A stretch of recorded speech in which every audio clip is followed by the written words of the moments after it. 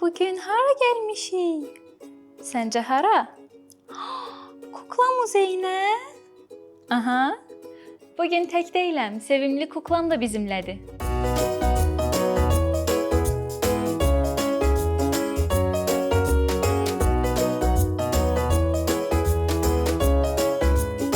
Uşaq vaxtda çoxumuzun sevimli oyuncağı olub. Onlarla sirrimizi, sözümüzü bölüşmüşük. Hətta onları canlı hesab eləmişik.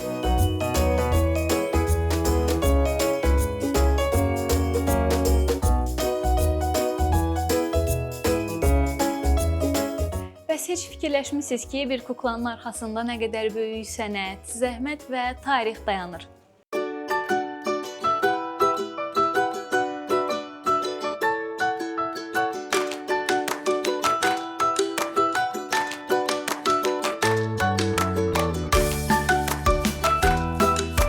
Bugün mən və balaca dostum sizi elə bir yerə gətirmişik ki, burada hər bir kuklanın öz hekayəsi, öz ruhu var. Kukla muzeyindəyik.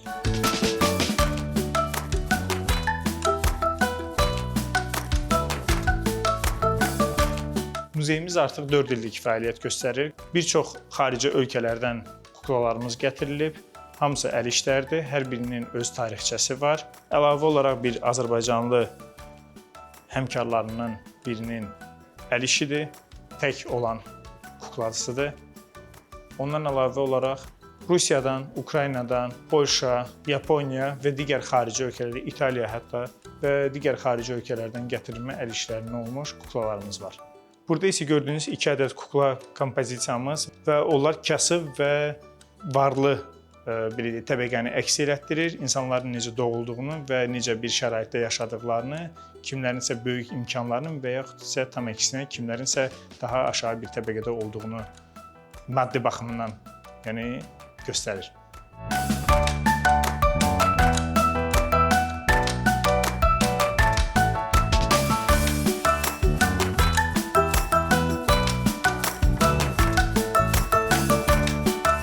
Deyəsən bugün ikimiz də sehirli bir dünyanın içindən keçdik və etiraf edeyim ki, cansız kuklalar belə insana saysız hesabsız hisslər yaşada bilərmiş.